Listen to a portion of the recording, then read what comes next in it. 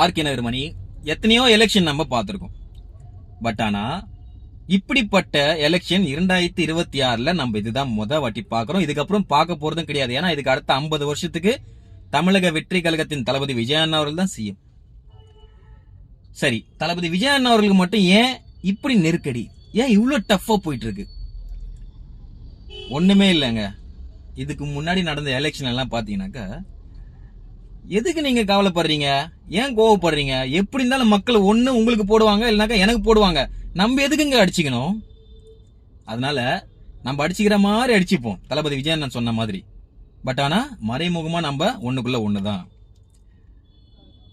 அந்த மாதிரி இருந்த கட்சிங்கெல்லாம் இன்னைக்கு வந்து பாத்தீங்கன்னாக்கா தளபதி விஜயன் அவர்கள் எதிர்க்க காரணம், இதுக்கு அடுத்தது நம்ம வரவே மாட்டோம், உங்களுக்கும் ஓட்டு கிடையாது, எனக்கும் ஓட்டு கிடையாது, இனி எல்லா ஓட்டும் இளைய தளபதி விஜயனுக்கு தான் அப்படின்னு பயத்துல இருக்காங்க. அதனாலதான் இவ்வளவு டஃப்.